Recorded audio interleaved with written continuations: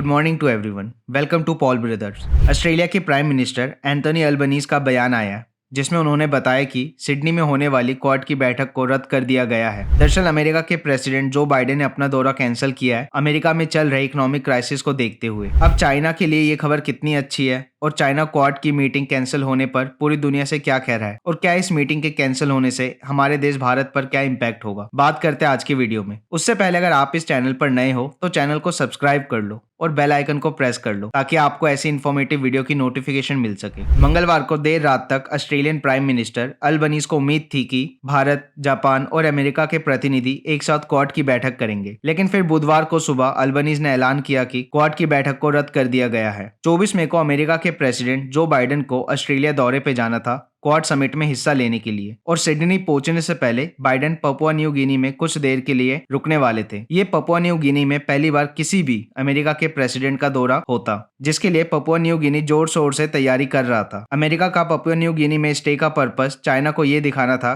कि Indo Pacific region के लिए अमेरिका बहुत ही एक्टिव है, लेकिन अब अमेरिका ने ये दौरा रद्द कर दिया है और अब बाइडेन का ऑस्ट्रेलिया दौरा कब होगा इस पर कोई जानकारी सामने नहीं आई है। हालांकि जापान में इसी महीने होने वाले G7 समिट में शामिल होने के लिए बाइडेन हिरोशिमा जाएंगे। अब हो सकता है G7 समिट के दौरान क्वाड के मेंबर आपस में मिले, लेकिन कहीं ना कहीं इस मीटिंग के कैंसिल होने से ऑस्ट्रेलिया को नुकसान उठाना पड़ा है। बेसिकली ऑस्ट्रेलिया ने इस समिट के लिए लगभग $2.3 करोड़ के बजट का इस्तेमाल किया है। ऐसे में ना सिर्फ इस अमाउंट का वेस्ट होना बल्कि क्वाड जिसे ऑस्ट्रेलिया प्रोएक्टिव करना चाहता है वो भी कमजोर होता हुआ दिख रहा है। अब बात करें अगर ऑस्ट्रेलिया के मिलिट्री पावर की तो चाइना के कंपैरिजन में ऑस्ट्रेलिया की मिलिट्री पावर बहुत कमजोर है। अगर आप ग्लोबल फायर पावर रैंकिंग को देखोगे तो ऑस्ट्रेलिया 16 पोजीशन पर है, जिस वजह से चाइना के डोमिनेंस को कम करना ऑस्ट्रेलिया के लिए बहुत मुश्किल है। वही भारत के मिलिट्री पावर ऑस्ट्रेलिया के कंपैरिजन में बहुत ज्यादा है, जिस वजह से चाइना कुछ भी अगर बॉर्डर एरिया पर करने की कोशिश करता है तो भारत रिक्वायर्ड एक्शन ले लेता है, जिस वजह से चाइना टेंशन जरूर क्रिएट करता है लेकिन कोई मेजर एक्शन इंडिया के अगेंस्ट नहीं लेता। तो वही जापान को अमेरिका सेफ्टी प्रोवाइड करता है, जिस वजह से जापान ऑस्ट्रेलिया के कंपैरिजन में चाइना से ज्यादा एक्टिव तरीके से डील करता है। ऐसे में इस समिट का कैंसिल होना ऑस्ट्रेलिया के लिए बुरी खबर साबित हुई। अब सवाल खड़ा होता है कि क्या इस समिट के कैंसिल होने से इंडिया पर कितना इम्पैक्ट क्रिएट होगा।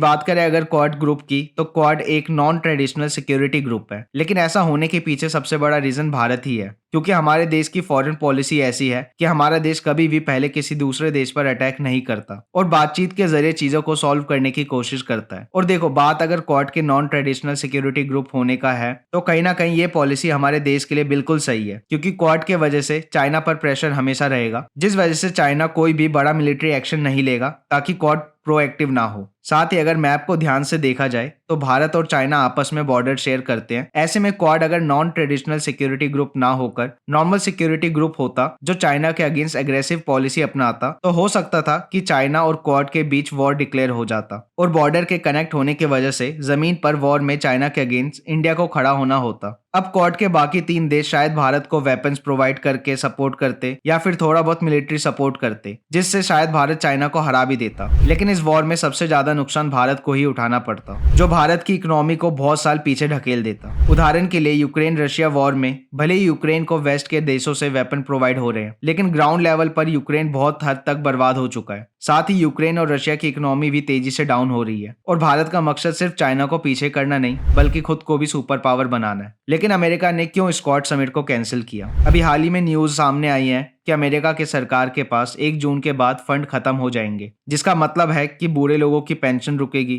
गवर्नमेंट एम्प्लॉय को सैलरी मिलने में देरी होगी और साथ ही अमेरिका के इंटरेस्ट रेट में जबरदस्त उछाल आ सकता है, क्योंकि प्रेसिडेंट बाइडेन के साथ रिपब्लिकन और डेमोक्रेट लीडर की मंगलवार को मुलाकात हुई, लेकिन इस मीटिंग के बाद भी दोनों साइड के बीच ऐसी कोई डील पर नहीं पहुंचा जा सका जिससे 1 जून तक देश की क्रेडिट लिमिट को बढ़ाया जा सके। लेकिन इसका मतलब ऐसा बिल्कुल नहीं है कि अमेरिका की इकोनॉमी क्रैश होने वाली है। मोस्ट प्रोबेबली इस वीक एंड तक क्रेडिट लिमिट को इंक्रीज करने पर फैसला ले लिया जाएगा, जिसके बाद हालात अभी के लिए नॉर्मल हो जाएंगे, क्योंकि अमेरिका ऐसा देश है जिसे लोन मिलने में किसी भी तरह की दिक्कत नहीं होगी लाइक पाकिस्तान। इसके अलावा अमेरिका के गवर्नमेंट के पास एक बड़ा हिस्सा कोविड फंड का भी बचा हुआ है, जिसे पेंडेमिक के दौरान बनाया गया था ताकि लोगों को आर्थिक रूप से मदद की जा सके, जिसका इस्तेमाल भी अमेरिका कर सकता है ऐसी सिचुएशन में। तो अगर देखा जाए तो ऐसा नहीं है कि आर्थिक संकट बहुत बड़ा है, लेकिन इस वजह से क्वाड की मीटिंग कैंसिल करना कहीं ना कहीं बिल्कुल भी सही डिसीजन नहीं है, क्योंकि चाइना ऐसी किसी भी समिट को कैंसिल नहीं करता अपने इंटरनल इशू के चलते, और इस समिट के कैंसिल करने से अमेरिका के इमेज को सबसे ज्यादा डैमेज पहुंचेगा। इस मीटिंग का कैंसिल होना कहीं ना कहीं चाइना के लिए बहुत ही अच्छी खबर है, क्योंकि जिस ग्रुप को चाइना के डोमिनेंस को कम करने के लिए बनाया गया है, उस ग्रुप की मीटिंग एंड मौके पर कैंसिल हो रही है। इससे ये बात निकल कर आता है कि कहीं ना कहीं क्वाड बहुत ज्यादा प्रोएक्टिव अभी नहीं है। साथ ही इस मीटिंग के कैंसिल होने के बाद चाइना मीडिया भी लगातार अपने नैरेटिव रन कर रहा है कि अमेरिका अभी इंटरनल पॉलिटिक्स और इकोनॉमिक क्राइसिस से डील कर रहा है। ऐसे में अमेरिका को पार्टनर बनाना बहुत ज्यादा फायदेमंद नहीं है। अब इस तरह के नैरेटिव से कहीं ना कहीं दुनिया भर में मैसेज जाता है, क्या सच में अमेरिका की डोमिनेंस उस लेवल पर अभी है जो जितनी पहले हुआ करती थी, या अमेरिका इकोनॉमी के तौर पर इतना स्ट्रांग है जितना हुआ करता था। इसके साथ ही जो देश चाइना के साथ स्ट्रांग अलायंस शेयर करते हैं, उन पर अमेरिका के इस नैरेटिव का थोड़ा सा ही सही मगर असर जरूर होगा,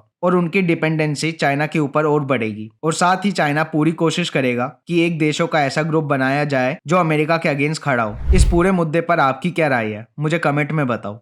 वीडियो इन्फॉर्मेटिव लगी हो तो वीडियो को लाइक करो, और चैनल को अभी तक सब्सक्राइब नहीं किया तो चैनल को सब्सक्राइब कर लो, और बेल आइकन को प्रेस करके नोटिफिकेशन को ऑन कर लो, ताकि आपको ऐसे इन्फॉर्मेटिव वीडियो की नोटिफिकेशन मिल सके। मैं मिलता हूँ आपसे अगली वीडियो में। Good bye for now and have a good day to all of you.